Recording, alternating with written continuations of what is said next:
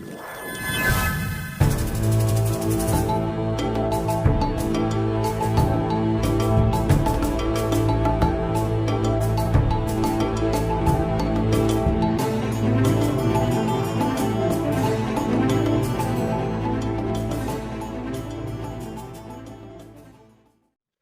my dear friends. Welcome back to Bhavadnanantara. I am Chidanand Muguli. Let's float in the ocean of knowledge. In today's session, I am discussing statistics in that standard deviation. ಇವತ್ತಿನ session ಅಲ್ಲಿ standard deviation ಅನ್ನ study ಮಾಡೋಣ ಅಂತ. Let's come into the lesson. Measures of dispersion ಅಲ್ಲಿ ಬರುವಂತ ಒಂದು standard deviation measure ಆಗಿರುತ್ತೆ. Mathematical dispersions ಅದ್ರೊಳಗೆ ಬರುವಂತ ಒಂದು ಮೆಥಡ್ ಆಗಿರುತ್ತೆ ಸ್ಟ್ಯಾಂಡರ್ಡ್ ಡಿವಿಯೇಷನ್. ಹೋದ ಕ್ಲಾಸ್ ನಲ್ಲಿ ಆಲ್ರೆಡಿ ನಾವು ಮೀನ್ ಡಿವಿಯೇಷನ್ ನೋಡಿದ್ವಿ. ಸ್ವಲ್ಪ ಅದನ್ನ ಸಮ್ ಅಪ್ ಮಾಡ್ಕೊಳ್ತೀನಿ ಅಂತ ಈಗ. ಮೀನ್ ಡಿವಿಯೇಷನ್ ಅಂದ್ರೆ ಏನ್ ನೋಡಿದ್ವಿ ನೋಡ್ರಿ. The mean deviation also known as the mean absolute deviation. Mean deviation ನ ಮೀನ್ ಅಬ್ಸಲ್ಯೂಟ್ ಡಿವಿಯೇಷನ್ ಅಂತಾನೂ ಕೂಡ ಕರಿತೀವಿ. It is a measure of average absolute deviation of data points from the mean of a set. ಅಂತಂದ್ರೆ ಇದೊಂದೇನಾಗಿರುತ್ತೆ, this is a major, ಒಂದು major ಆಗಿರುತ್ತೆ of the average absolute deviation. Absolute deviation ಆಗಿರುತ್ತೆ ಅಂತಂದ್ರೆ minus ನ ಏನ್ ಮಾಡ್ತೀವಪ್ಪ ಅಂತಂದ್ರೆ ನೆಗ್ಲೆಕ್ಟ್ ಮಾಡ್ತೀವಿ. ಯಾವಾಗ ನಾವು ಒಂದು ಡಾಟಾ ಪಾಯಿಂಟ್ ಲಿಂದ ಮೀನ್ ಎಷ್ಟು ದೂರ ಇದೆ ಅಂತ ಕಂಡುಹಿಡಿಯೋಕೋಸ್ಕರ ಡಾಟಾ ಪಾಯಿಂಟ್ ಲಿಂದ ಮೀನ್ ನ ಲೆಸ್ ಮಾಡಿದಾಗ, ಮೀನ್ ನ ಡಾಟಾ ಪಾಯಿಂಟ್ ಲಿಂದ ಲೆಸ್ ಮಾಡಿದಾಗ ಒಂದು ವ್ಯಾಲ್ಯೂ ಬರುತ್ತೆ. ಮೀನ್ ಹೆಚ್ಚಿಗೆ ಇದ್ದು ಡಾಟಾ ಪಾಯಿಂಟ್ ಕಡಿಮೆ ಇದ್ದಾಗ ವ್ಯಾಲ್ಯೂ ಮೈನಸ್ ಬರುತ್ತೆ. ಆ ವ್ಯಾಲ್ಯೂನಲ್ಲಿ ಮೈನಸ್ ನ ನೆಗ್ಲೆಕ್ಟ್ ಮಾಡಲಾಗುತ್ತೆ. ಅದಕ್ಕೆ ಏನಂತೀವಪ್ಪ ಅಂತಂದ್ರೆ absolute deviation of data points ಅಂತ ಕರಿತೀವಿ. ಅಂದ್ರೆ ಮೈನಸ್ ನ ನೆಗ್ಲೆಕ್ಟ್ ಮಾಡಿಬಿಟ್ಟು ಅಷ್ಟು ಡಾಟಾ ಪಾಯಿಂಟ್ಸ್ ನ ಆಡ್ ಮಾಡಿಬಿಟ್ಟು ಡಿವೈಡೆಡ್ ಬೈ ಎನ್ ಮಾಡ್ತೀವಿ. ಅದೇ ಆ ಡಾಟಾ ಪಾಯಿಂಟ್ಸ್ ಎಷ್ಟು ದೂರ ಇದೆ ಅನ್ನೋದನ್ನ ಅವರೇಜ್ ತೆಗಿಬೇಕಾಗತ್ತೆ. ಮತ್ತೆ ಅವರೇಜ್ ತೆಗೆದಿರ್ತೀವಿ ಮೀನ್ ಡಿವಿಯೇಷನ್ ಅಲ್ಲಿ. Okay. Unlike standard deviation, mean deviation does not square the difference from the mean.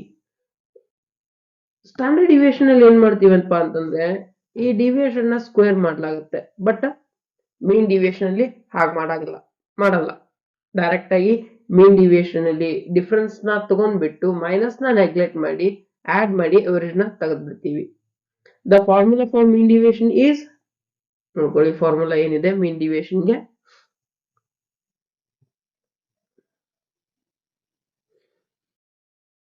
The formula for mean deviation is sigma xi minus mu. ಇಲ್ಲೇ ನಾ ಇನ್ನ ಹೋದ ಕ್ಲಾಸ್ ನಲ್ಲಿ ಬರೆದಿರುವಂತ ಫಾರ್ಮುಲಾ ಏನಿದೆಪ್ಪ ಅಂತಂದ್ರೆ ಇದು ಡಾಟಾ ಪಾಯಿಂಟ್.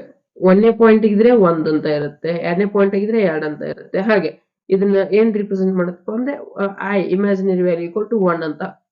ಹಾಗೆ ಅಪ್ ಟು n ವರೆಗೂ ಎಲ್ಲಿವರೆಗೂ ಇರುತ್ತಲ್ಲ ಅಲ್ಲಿವರೆಗೂ. ಇದು 2ನೇ ಪಾಯಿಂಟ್, 3ನೇ ಪಾಯಿಂಟ್, 4ನೇ ಪಾಯಿಂಟ್ ಅದನ್ನ ರಿಪ್ರೆಸೆಂಟ್ ಮಾಡೋಕ್ಕೋಸ್ಕರ ಹೀಗೆ ಮಾಡಿರ್ತಾರೆ ಸಿಗ್ಮಾ ಅಂತ ಅನ್ನುವಂತ ಒಂದು ಸಿಂಬಲ್ ನ. ಓಕೆ. ಸಿಗ್ಮಾ ಎಕ್ಸ್ ಐ ಅಂದ್ರೆ 1ನೇ ಪಾಯಿಂಟ್ ಅಂತ ಕನ್ಸಿಡರ್ ಮಾಡ್ಕೊಳ್ಳಿ ಸದ್ಯಕ್ಕ, ಮೈನಸ್ ಮ್ಯೂ. ಹೋದ ಕ್ಲಾಸ್ ನಲ್ಲಿ ನಾನು ಎಕ್ಸ್ ಬಾರ್ ಅಂತ ಹೇಳಿದ್ದೆ. ಎಕ್ಸ್ ಬಾರ್ ಮತ್ತು ಮ್ಯೂಗೆ ಏನು ವ್ಯತ್ಯಾಸ ಇರುತ್ತೆ ಅನ್ನೋದನ್ನ ಈ ವಿಡಿಯೋದಲ್ಲಿ ಹೇಳ್ಕೊಡ್ತೀನಿ ಅಂತ. Divided by N. ಹೋದ ಕ್ಲಾಸ್ ನಲ್ಲಿ ತೋರಿಸಿದಂತ ಫಾರ್ಮುಲಾ ಇದಾಗಿತ್ತು, ಬಟ್ ಈಗ ಹೇಳ್ತಿರುವಂತ ಫಾರ್ಮುಲಾ ಇದಾಗಿದೆ. ಎರಡು ಮೀನ್ ಡಿವಿಯೇಷನ್ ತಪ್ಪು ತಿಳ್ಕೊಬೇಡಿ, ಎರಡು ಮೀನ್ ಡಿವಿಯೇಷನ್ ಆಗಿರುತ್ತೆ. ಓಕೆ. ಮ್ಯೂ ಅಂದ್ರೇನು, ಎಕ್ಸ್ ಬಾರ್ ಅಂದ್ರೇನು ನೋಡ್ಕೊಳ್ಳಿ ಇಲ್ಲಿ. X bar usually represents the sample mean.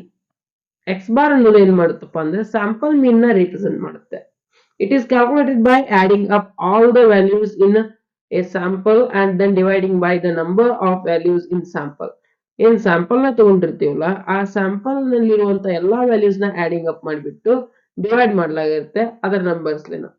It is used when you are dealing with a sample of data points. ನಿಮ್ಮಲ್ಲಿ ಸ್ಯಾಂಪಲ್ ಆಫ್ ಡಾಟಾ ಪಾಯಿಂಟ್ಸ್ ಇದ್ರೆ ಈ ಫಾರ್ಮುಲಾನ ಯೂಸ್ ಮಾಡ್ತೀವಿ. ಯಾವುದು, X 1 divide by minus X bar ಇದು. ಅದೇ and want to find the average value ಕಂಡುಹಿಡಿಯೋಕ್ಕೋಸ್ಕರ ಈ ಫಾರ್ಮುಲಾನ ಯೂಸ್ ಮಾಡಲಾಗುತ್ತೆ.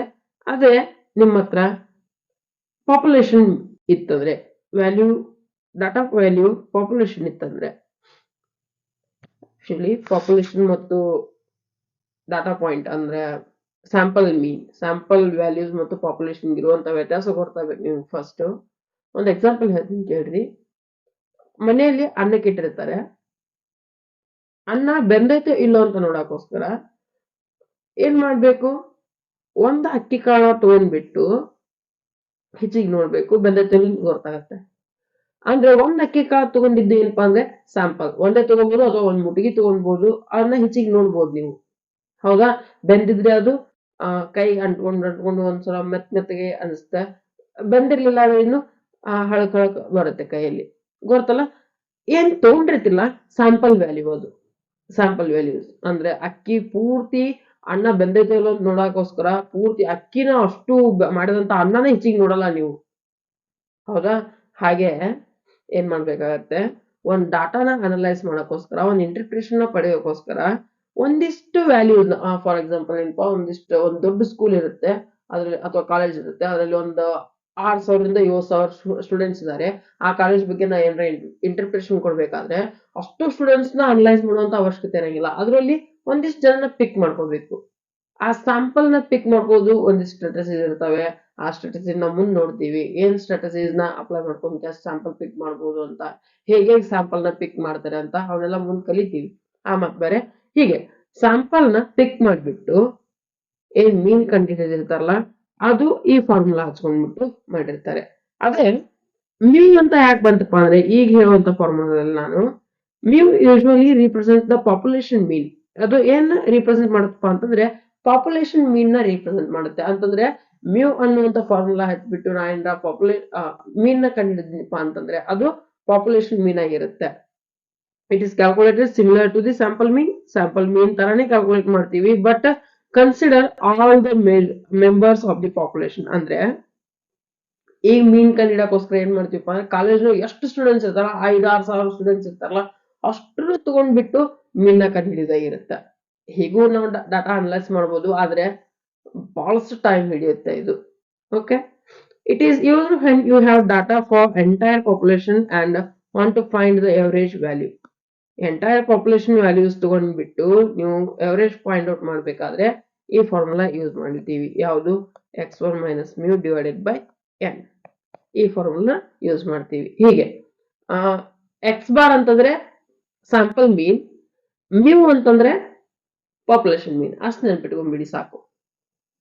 ನೆಕ್ಸ್ಟ್ ಬಂದ್ರೆ ಕೋಎಫಿಷಿಯಂಟ್ ಆಫ್ ಮೀನ್ ಡಿವಿಯೇಷನ್. ಹೋದ್ ಕ್ಲಾಸ್ ನಲ್ಲಿ ನೋಡಿದೀನಿ ಅನ್ಕೊಂಡಿದೀನಿ, ಆದ್ರೂ ಕೂಡ ಇನ್ನೊಂದು ನೋಡೋಣಂತೆ. The coefficient of mean deviation is a measure of relative variation or dispersion. ಒಂದು ವೇರಿಯೇಷನ್ ಅಥವಾ ಡಿಸ್ಪರ್ಷನ್ ಅದು ರಿಲೇಟಿವ್ ಮೆಜರ್ ಆಗಿರುತ್ತೆ in a data set. It is calculated by dividing the mean absolute deviation. ಏನ್ ಮಾಡ್ತೀವಿ, ಮೀನ್ ಅಬ್ಸಲ್ಯೂಟ್ ಡಿವಿಯೇಷನ್ ಫೈಂಡ್ ಔಟ್ ಮಾಡಿರ್ತೀವಲ್ಲ ಅದರ್ಲಿಂದ divide ಮಾಡ್ತೀವಿ. ಏನು? ಮೀನ್ ಇಂದ ಡಿವೈಡ್ ಮಾಡ್ತೀವಿ by the mean of the data set. Mean absolute deviation ಕಂಡು ಹಿಡ್ಕೊಂಡಿರ್ತೀವಲ್ಲ ಅದನ್ನ ಮೀನ್ ಲಿಂದ ಡಿವೈಡ್ ಮಾಡ್ತೀವಿ ಅಷ್ಟೇ. The formula for the coefficient of mean deviation is ಇಲ್ಲಿದೆ ನೋಡಿ. ಮೀನ್ ಅಬ್ಸಲ್ಯೂಟ್ ಡಿವಿಯೇಷನ್ ಅಂತಂದ್ರೆ ಎಕ್ಸ್ ಮೈನಸ್ ಎಕ್ಸ್ ಬಾರ್ ಮಾಡಿದಂತ ವ್ಯಾಲ್ಯೂ ಏನಿರುತ್ತಲ್ಲ ಅದು ಡಿವೈಡೆಡ್ ಬೈ ಮೀನ್ ಮಾಡ್ಬಿಡುದು ಅಷ್ಟೇ. ಮೀನ್ ಅಬ್ಸಲ್ಯೂಟ್ ಡಿವಿಯೇಷನ್ ಮತ್ತು ಡಿವೈಡೆಡ್ ಬೈ ಮೀನ್ ಮಾಡಿದ್ರೆ ನಮ್ಗೆ ಕೋಎಫಿಷಿಯಂಟ್ ಆಫ್ ಮೀನ್ ಡಿವಿಯೇಷನ್ ಸಿಗುತ್ತೆ. ಈಗ ಇನ್ನೊಂದು ಇಂಪಾರ್ಟೆಂಟ್ ಪಾಯಿಂಟ್ ಏನಪ್ಪಾ ಅಂದ್ರೆ ವೇರಿಯಾನ್ಸ್. ದ ವೇರಿಯಾನ್ಸ್ ಹೀಗೆ ರಿಪ್ರೆಸೆಂಟ್ ಮಾಡ್ತಾರೆ, ಸಿಗ್ಮಾ ಸ್ಕ್ವೇರ್ ಅಂತ ರಿಪ್ರೆಸೆಂಟ್ ಮಾಡ್ತಾರೆ. Is the another measure of spread or dispersion of a set of values. ಇದೊಂದು ಇನ್ನೊಂದು ಮೆಜರ್ಮೆಂಟ್ ಆಗಿರುತ್ತೆ. ಸ್ಪ್ರೆಡ್ ನ ಡಿಸ್ಪರ್ಷನ್ ನ ಕಂಡುಹಿಡಿಯೋಕೋಸ್ಕರ ಇರುವಂತ ಒಂದು ಮೆಥಡ್ ಆಗಿರುತ್ತೆ. It closely related to the standard deviation and it is often calculated first when computing the standard deviation. ನೋಡ್ರಿ, ಈ ವೇರಿಯಾನ್ಸ್ ಅನ್ನೋದು ಕ್ಲೋಸ್ ಆಗಿ ರಿಲೇಟೆಡ್ ಆಗಿರುತ್ತೆ ಸ್ಟ್ಯಾಂಡರ್ಡ್ ಡಿವಿಯೇಷನ್ಗೆ. ಹಾಗೆ it is often calculated first when computing standard deviation. Standard deviation calculate ಮಾಡಬೇಕಾದ್ರೆ ಮೊದಲು ಇದನ್ನೇ ಕ್ಯಾಲ್ಕುಲೇಷನ್ ಮಾಡಬೇಕಾಗಿರುತ್ತೆ. The formula for variance is ಏನಿದೆ ನೋಡಿ ಫಾರ್ಮುಲಾ.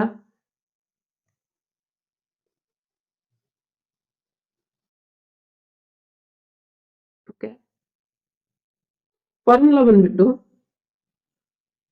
ಸ್ಟ್ಯಾಂಡರ್ಡ್ ಡಿವಿಯೇಷನ್ ಫಾರ್ಮುಲಾದಿದ್ದು ಸ್ಟ್ಯಾಂಡರ್ಡ್ ಡಿವಿಯೇಷನ್ ಸ್ಕ್ವೇರ್ ಹಾಗೆ sigma X bar sorry X I ಅಂದ್ರೆ ಡಾಟಾ ವ್ಯಾಲ್ಯೂ ಮೈನಸ್ ಮ್ಯೂ ಇಲ್ಲಿ ಎಕ್ಸ್ ಬಾರ್ ಅಂತ ನೀವು ಇಟ್ಕೋಬಹುದು ಸ್ಯಾಂಪಲ್ ಮೀನ್ ಆದ್ರೆ ಎಕ್ಸ್ ಬಾರ್ ಪಾಪ್ಯುಲೇಷನ್ ಮೀನ್ ಆದ್ರೆ ಮ್ಯೂ ಓಕೆ ಅದನ್ನ ಸ್ಕ್ವೇರ್ ಮಾಡಿ ಡಿವೈಡೆಡ್ ಬೈ n ಮಾಡಬೇಕು ಅಷ್ಟೇ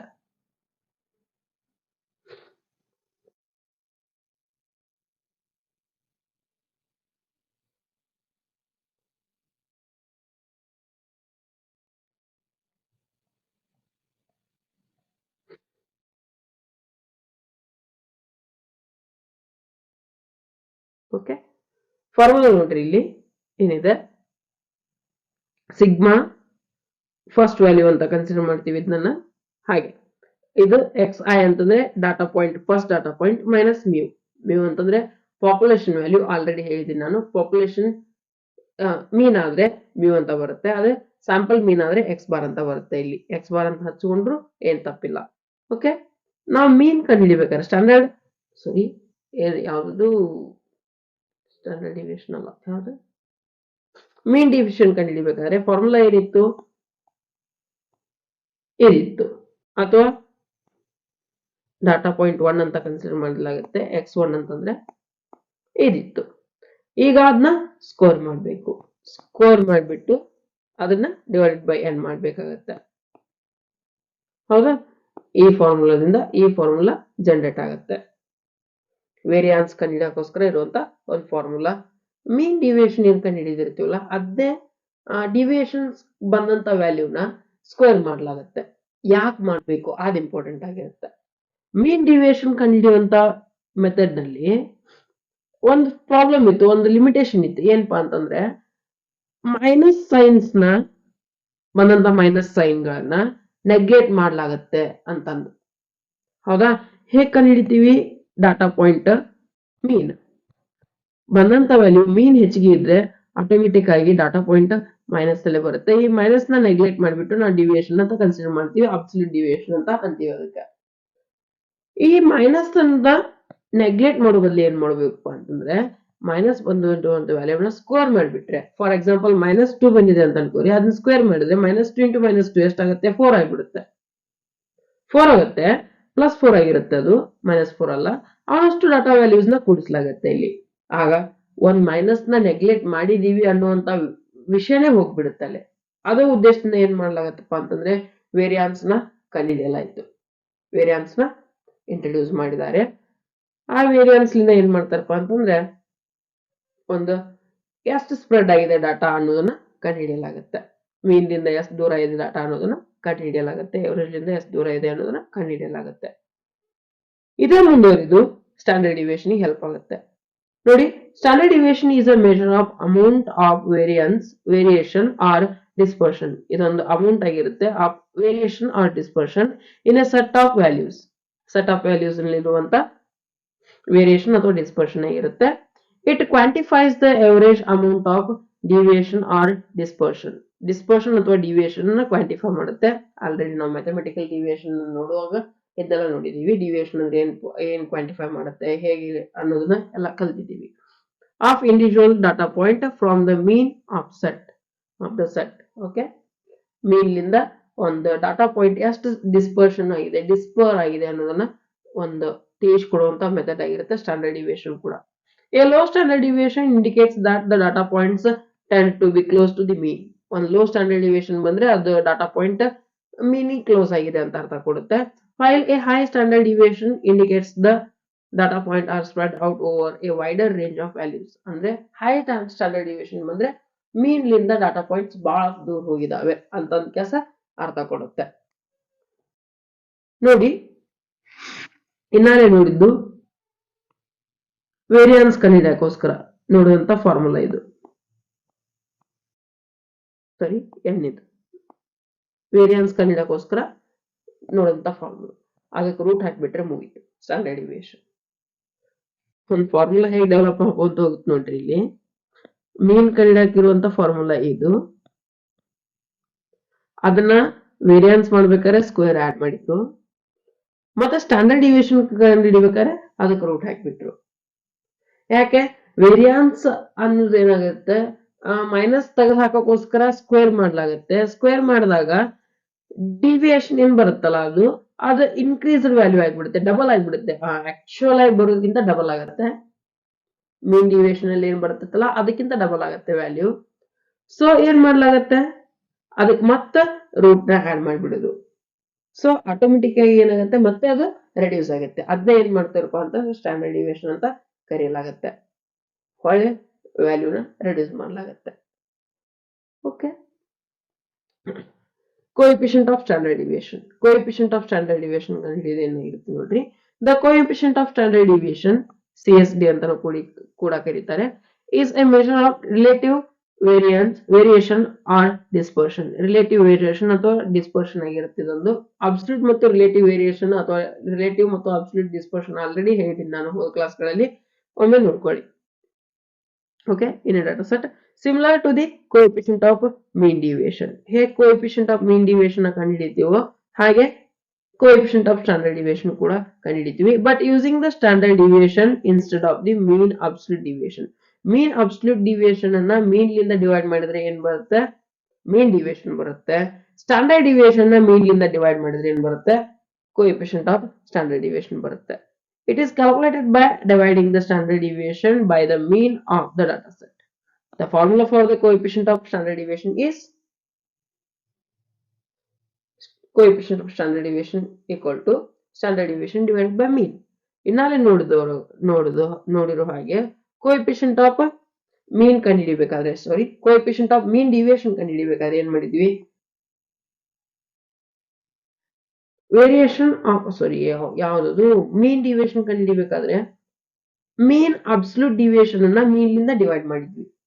ಆದ್ರೆ ಈಗ ಸ್ಟ್ಯಾಂಡರ್ಡ್ ಡಿವಿಯೇಷನ್ ಕಂಡುಹಿಡಿಯಬೇಕಾದ್ರೆ ಸ್ಟ್ಯಾಂಡರ್ಡ್ ಡಿವಿಯೇಷನ್ ಅನ್ನ ಮೀನ್ ಲಿಂದ ಡಿವೈಡ್ ಮಾಡಲಾಗುತ್ತೆ ಅಷ್ಟೇ, ಏನು ವ್ಯತ್ಯಾಸ ಇರಲ್ಲ. ಓಕೆ.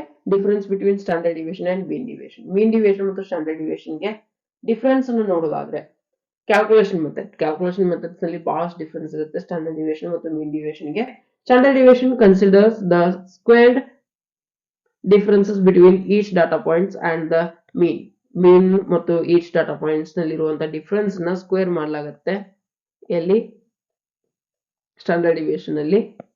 ಹಾಗೆ providing more weight to larger deviation from the mean. Mean ಲಿಂದ ಇರುವಂತ ಡಿವಿಯೇಷನ್, ಬಹಳಷ್ಟು ಡಿವಿಯೇಷನ್ ಇರುವಂತ ವ್ಯಾಲ್ಯೂಗೆ ಮೋರ್ ವೇಟ್ ನ ಕೊಡಲಾಗುತ್ತೆ. It then makes the square root of the average of the squared differences. Okay. Square ಮಾಡೋದ್ರ ಮೂಲಕ ವೇಟ್ ನ ಹೆಚ್ಚಿಗೆ ಕೊಡಲಾಗುತ್ತೆ, ಮತ್ತೆ ಒಂದು ಸ್ಕ್ವೇರ್ ರೂಟ್ ತೆಗೆದ್ರ ಮೂಲಕ ಡಿಫರೆನ್ಸಸ್ ನ ಈಕ್ವಲ್ ತರಲಾಗುತ್ತೆ. ಮೀನ್ ಡಿವಿಯೇಷನ್ ಆರ್ ಮೀನ್ ಅಬ್ಸಲ್ಯೂಟ್ ಡಿವಿಯೇಷನ್. ಮೀನ್ ಡಿವಿಯೇಷನ್ ಅಥವಾ ಮೀನ್ ಅಬ್ಸಲ್ಯೂಟ್ ಡಿವಿಯೇಷನ್ ಅಂತ ಕಳಿಸ್ಕೊಳ್ಳುವಂತ ಡಿವಿಯೇಷನ್ ಏನಾಗಿರುತ್ತಪ್ಪ ಅಂತಂದ್ರೆ that was calculates the absolute difference between each data point. Absolute difference between each data point ಅಂದ್ರೆ ಮೈನಸ್ ನ ನೆಗ್ಲೆಕ್ಟ್ ಮಾಡಿ each data points ಇಂದ ಇದ್ದಂತ difference ನ ಕಂಡುಹಿಡ್ಕೋದಾಗಿರುತ್ತೆ from the mean. Without squaring them, it then find the average of these absolute differences. Direct ಆಗಿ absolute differences ನ ತಗೊಂಡ್ಬಿಟ್ಟು ಏನ್ ಮಾಡ್ಲಾಗುತ್ತೆ, ಅದ್ರ ಮೀನ್ ನ ಕಂಡುಹಿಡಿಯಲಾಗುತ್ತೆ ಮೀನ್ ಡಿವಿಯೇಷನ್ ಕಂಡುಹಿಡಿಯೋಕೋಸ್ಕರ. ಆಲ್ರೆಡಿ ನಾವು ಫಾರ್ಮುಲಾದಲ್ಲಿ ಅಂಡರ್ಸ್ಟ್ಯಾಂಡ್ ಮಾಡ್ಕೊಂಡಿದೀವಿ ಕ್ಯಾಲ್ಕುಲೇಷನ್ ಮೆಥಡ್ ಬಗ್ಗೆ. Okay. Interpretation. Standard deviation is more sensitive to outliers. Outliers ಗೆ ಸ್ಟ್ಯಾಂಡರ್ಡ್ ಡಿವಿಯೇಷನ್ ಬಹಳ ಸೆನ್ಸಿಟಿವ್ ಆಗಿರುತ್ತೆ. Or extreme values in the data set due to squaring the differences. Differences ನ square ಮಾಡೋದು ಉದ್ದೇಶದಿಂದ ಅಥವಾ ಸ್ಕ್ವೇರ್ ಮಾಡೋ ಕಾರಣದಿಂದ ಏನಾಗತ್ತಪ್ಪ ಅಂತಂದ್ರೆ the standard deviation is very sensitive to the outliers. It provides a measure of how much individual data points deviate from the mean and average on average. Okay. ಏನಪ್ಪಾ ಅಂತಂದ್ರೆ ಇಂಡಿವಿಜುವಲ್ ಡಾಟಾ ಪಾಯಿಂಟ್ ಎಷ್ಟು deviate ಆಗಿದೆ ಅನ್ನುವಂತ ಒಂದು ಅಂಶನ ಇದು ಒದಗಿಸಿಕೊಡುತ್ತೆ. Taking into account both the direction and magnitude of deviation. Both direction and magnitude of the deviation ನ ಅಕೌಂಟ್ ನಲ್ಲಿ ತಗೊಳ್ಳೋದ್ರ ಮೂಲಕ ನಮಗೆ ಎವರೇಜ್ ಪಾಯಿಂಟ್ ನ ತಿಳಿಸಿಕೊಡುತ್ತೆ ಡಿವಿಯೇಷನ್ ಅದು. Mean deviation is less sensitive to the outlier since it does not square the differences ನ square ಮಾಡಲಾಗಲ್ಲ ಎಲ್ಲಿ ಮೀನ್ ಡಿವಿಯೇಷನ್ ಅಲ್ಲಿ. So this does not sensitive to the outliers very much compare to the standard deviation. Standard deviation ಗೆ compare ಮಾಡಿದ್ರೆ ಇದು ಅಷ್ಟು sensitive ಆಗಿರಲ್ಲ. It provides a measure of average absolute deviation of the data points from the mean. Mean ಲಿಂದ ಒಂದು average absolute deviation data point ನ ಇದು ಒದಗಿಸಿಕೊಡುತ್ತೆ. But it does not differentiate between larger and smaller deviations. ಇದರಲ್ಲಿ smaller ಮತ್ತು larger ಡಿವಿಯೇಷನ್ಗೆ ಯಾವುದೇ ರೀತಿಯಾದಂತ ಡಿಫ್ರೆನ್ಶಿಯೇಷನ್ ಮಾಡಲಾಗಲ್ಲ. ಓಕೆ, ಮ್ಯಾಥಮೆಟಿಕಲ್ ಪ್ರಾಪರ್ಟೀಸ್ ಬಂದ್ರೆ standard deviation is mathematically well defined ಆದಂತಹ ಒಂದು ಮೆಥಡ್ ಆಗಿರುತ್ತೆ standard deviation, and widely used in statistical analysis ಅಲ್ಲಿ ಬಹಳಷ್ಟು ಯೂಸ್ ಮಾಡಿದಂತ ಒಂದು ಮೆಥಡ್ ಆಗಿರುತ್ತೆ. And inference especially in cases where the underline distribution is assumed to be normal. ಒಂದು underline distribution normal ಇದೆ ಅಂತ ಅಸ್ಯೂಮ್ ಮಾಡಿರುವಂತ ಡಾಟಾ ಸೆಟ್ ನಲ್ಲಿ ಸ್ಟ್ಯಾಂಡರ್ಡ್ ಡಿವಿಯೇಷನ್ ಯೂಸ್ ಮಾಡಲಾಗುತ್ತೆ. Mean deviation is simpler to calculate, ಬಹಳ ಸಿಂಪಲ್ ಆದಂತಹ ಒಂದು ಮೆಥಡ್ ಆಗಿರುತ್ತೆ ಕ್ಯಾಲ್ಕುಲೇಟ್ ಮಾಡೋಕ್ಕೋಸ್ಕರ mean deviation, and interpret but may not be as informative. ಬಹಳಷ್ಟು ಇನ್ಫಾರ್ಮೇಶನ್ ಇದು ಒದಗಿಸಿಕೊಡಲ್ಲ ಸ್ಟ್ಯಾಂಡರ್ಡ್ ಡಿವಿಯೇಷನ್ ಅಷ್ಟು. Are efficient in certain situation, ಒಂದು ಸಿಚುವೇಶನ್ ನಲ್ಲಿ ಮೀನ್ ಡಿವಿಯೇಷನ್ ಎಫಿಷಿಯಂಟ್ ಆಗಲ್ಲ, ಸೊ ಸ್ಟ್ಯಾಂಡರ್ಡ್ ಡಿವಿಯೇಷನ್ ಯೂಸ್ ಮಾಡಲಾಗುತ್ತೆ ಮೀನ್ ಡಿವಿಯೇಷನ್ ಗೆ ಕಂಪೇರ್ ಮಾಡಿದ್ರೆ ಒಂದು ಸಿಚುವೇಶನ್ ಅಲ್ಲಿ. Particularly when dealing with skewed or non normal distribution ಇರ್ಬೋದು ಅಥವಾ ಸ್ಕ್ಯೂಡ್ ಡಿಸ್ಟ್ರಿಬ್ಯೂಷನ್ ಇರ್ಬೋದು. ಸ್ಕ್ಯೂಡ್ ಅಂತಂದ್ರೆ ಪಾಸಿಟಿವ್ಲಿ ಸ್ಕ್ಯೂಡ್ ಇರ್ಬೋದು ಅಥವಾ ನೆಗೆಟಿವ್ಲಿ ಸ್ಕ್ಯೂಡ್ ಇರ್ಬೋದು.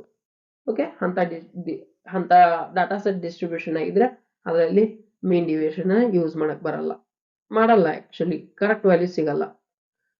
Standard deviation from assumed mean, standard deviation ನ ಅಸ್ಯೂಮ್ಡ್ ಮೀನ್ ಲಿಂದ ನಾವು ಫೈಂಡ್ ಔಟ್ ಮಾಡಬಹುದು. ಹೇಗೆ ಅಸ್ಯೂಮ್ಡ್ ಮೀನ್ ಲಿಂದ ನಾವು ಎವರೇಜ್ ನ ಫೈಂಡ್ ಔಟ್ ಮಾಡ್ತೀವಲ್ಲ, ಹಾಗೆ ಸ್ಟ್ಯಾಂಡರ್ಡ್ ಡಿವಿಯೇಷನ್ ಕೂಡ ಅಸ್ಯೂಮ್ಡ್ ಮೀನ್ ಲಿಂದ ಫೈಂಡ್ ಔಟ್ ಮಾಡಬಹುದು. When calculating the standard deviation from an assumed mean, you are essentially determining the variation of data points around the chosen value. ಒಂದು chosen value ಇರುತ್ತೆ, ಆ chosen value ನಿಂದ ಎಷ್ಟು ದೂರ ಇದೆ ಡಾಟಾ ಪಾಯಿಂಟ್, ಆ ಮೀನ್ ಅಂತ ಕನ್ಸಿಡರ್ ಮಾಡಿಬಿಡ್ತಾರೆ ಆ ಚೂಸನ್ ವ್ಯಾಲ್ಯೂನ, ಅದರಲ್ಲಿಂದ ಡಾಟಾ ಪಾಯಿಂಟ್ ಎಷ್ಟು ದೂರ ಇದೆ ಅನ್ನೋದನ್ನ ಫೈಂಡ್ ಔಟ್ ಮಾಡಬೇಕಾಗುತ್ತೆ first, rather than the arithmetic mean of the data set. Arithmetic mean ತಗೊಳ್ಳಲ್ಲ, ಒಂದು ಚೂಸನ್ ವ್ಯಾಲ್ಯೂ ಇರುತ್ತೆ, ಆ ಚೂಸನ್ ವ್ಯಾಲ್ಯೂ ಲಿಂದ ಎಷ್ಟು ಡಿಫರೆನ್ಸ್ ಇದೆ ಅನ್ನೋದನ್ನ ನೋಡಲಾಗುತ್ತೆ.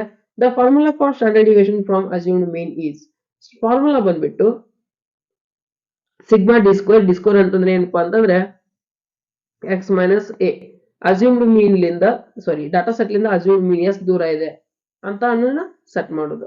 ಇದೊಂದು ಡಾಟಾ ಸೆಟ್ ಆಗಿರುತ್ತೆ, ಎಕ್ಸ್ ಅನ್ನೋದು, ಎ ಅನ್ನೋದು ಅಸ್ಯೂಮ್ಡ್ ಮೀನ್ ಆಗಿರುತ್ತೆ.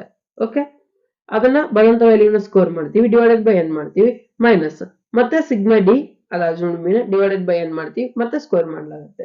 ಈ ಬಂದಂತ ವ್ಯಾಲ್ಯೂನ ರೂಟ್ ತೆಗೆದ್ಬಿಟ್ಟೆ ಒಂದು ಅಸ್ಯೂಮ್ಡ್ ಮೀನ್ ಲಿಂದ ಬಂದಂತ ಸ್ಟ್ಯಾಂಡರ್ಡ್ ಡಿವಿಯೇಷನ್ ನಾವು ಫೈಂಡ್ ಔಟ್ ಮಾಡಬಹುದಾಗಿರುತ್ತೆ. ನೆಕ್ಸ್ಟ್ ಬಂದ್ರೆ combined standard deviation. Combined standard deviation ಕೂಡ ಕಂಡುಹಿಡಿಯಬಹುದಾಗಿರುತ್ತೆ. ಕಂಬೈನ್ಡ್ ಅಂತಂದ್ರೆ ಏನು, ಒಂದು ಡಾಟಾ ಸೆಟ್ ಗಿಂತ ಹೆಚ್ಚಿಗೆ ಡಾಟಾ ಸೆಟ್ ನ ಕಂಬೈನ್ ಮಾಡಿಬಿಟ್ಟು ಅದರ ಸ್ಟ್ಯಾಂಡರ್ಡ್ ಡಿವಿಯೇಷನ್ ನ ಕಂಡುಹಿಡಿಯೋದಾಗಿರುತ್ತೆ. The combined standard deviation is used when you want to calculate the standard deviation for a combined group of ಡಾಟಾದ ಸ್ಟ್ಯಾಂಡರ್ಡ್ ಡಿವಿಯೇಷನ್ ಕಂಡುಹಿಡಿಯಬೇಕಾದ್ರೆ ಈ ಮೆಥಡ್ ನ ಯೂಸ್ ಮಾಡಲಾಗುತ್ತೆ. Points from two or more separate groups ಇದ್ದಂತ data set ಅವಾಗ ಏನ್ ಮಾಡ್ತೀವಪ್ಪ ಅಂತಂದ್ರೆ ಕಂಬೈನ್ಡ್ ಸ್ಟ್ಯಾಂಡರ್ಡ್ ಡಿವಿಯೇಷನ್ ನ ಕಂಡುಹಿಡಿಯಬೇಕಾಗುತ್ತೆ.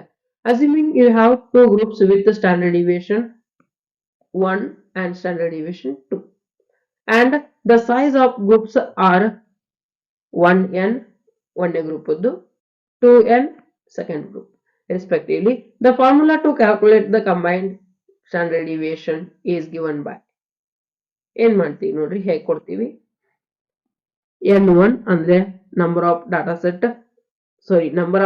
ಇನ್ ಸೆಟ್ 1 ಮೈನಸ್ 1 ಮಾಡಲಾಗುತ್ತೆ. ಅದಕ್ಕೆ multiplication standard deviation of data set 1 ಅದ ಸ್ಟ್ಯಾಂಡರ್ಡ್ ಡಿವಿಯೇಷನ್ ನ ಮಲ್ಟಿಪ್ಲೈ ಮಾಡಬೇಕು, ಪ್ಲಸ್ ಹಾಗೆ ಡಾಟಾ ಸೆಟ್ 2 n ತಗೋಬೇಕು. n ಅಂತಾರೆ value, size of the values, ಹಾಗೆ ಅದರಲ್ಲಿ ಮೈನಸ್ 1 ಮಾಡಿಬಿಟ್ಟು data set 2 standard deviation multiplication ಮಾಡಬೇಕು. ಅದಕ್ಕೆ divided by n1 plus n2 ಅಂದ್ರೆ ಒಂದೇ ಡಾಟಾ ಸೆಟ್ ನಲ್ಲಿರುವಂತಹ ನಂಬರ್ ಆಫ್ ವ್ಯಾಲ್ಯೂಸ್, ಎರಡನೇ ಡಾಟಾ ಸೆಟ್ ನಲ್ಲಿರುವಂತಹ ನಂಬರ್ ವ್ಯಾಲ್ಯೂಸ್ ನ ಕೂಡಿಸ್ಬಿಟ್ಟು ಮೈನಸ್ 2 ಮಾಡಿ ಅದನ್ನ ಎದಕ್ಕೆ ಡಿವೈಡ್ ಮಾಡ್ಬೇಕು ಅಂತಂದ್ರೆ ಮೇಲೆ ಬಂದಿರುವಂತ ವ್ಯಾಲ್ಯೂಗೆ ಡಿವೈಡ್ ಮಾಡಬೇಕು. ಆಮೇಲೆ ಬಂದಂತ ವ್ಯಾಲ್ಯೂನ ರೂಟ್ ತೆಗೆದ್ರೆ ಕಂಬೈನ್ಡ್ ಸ್ಟ್ಯಾಂಡರ್ಡ್ ಡಿವಿಯೇಷನ್ ನಮಗೆ ಸಿಗುತ್ತೆ. ಸ್ಟ್ಯಾಂಡರ್ಡ್ ಡಿವಿಯೇಷನ್ ನ ರಿಪ್ರೆಸೆಂಟ್ ಮಾಡುವಂತ ವ್ಯಾಲ್ಯೂ ಇದಾಗಿರುತ್ತೆ. ಓಕೆ, ನೆಕ್ಸ್ಟ್ ಬಂದ್ರೆ properties of standard deviation. Non negativity standard division ಅಲ್ಲಿ ಮೀನ್ ಡಿವಿಷನ್ ತರ ಬರೋ ತರ ಮೀನ್ ಡಿವಿಷನ್ ಅಲ್ಲಿ ಬರೋ ತರ ನೆಗೆಟಿವಿಟಿ ಇರಲ್ಲ. Standard division is always non negative since it is measure of dispersion ಆಗಿರುವವರೆಗೂ ಏನಾಗಿರುತ್ತಪ್ಪ ಅಂದ್ರೆ ಇದು ನಾನ್ ನೆಗೆಟಿವ್ ಆಗಿರುತ್ತೆ. It cannot be negative standard division negative ಬರಕ್ ಚಾನ್ಸ್ ಇಲ್ಲ ತಿಳ್ಕೊಂಬಿಡಿ.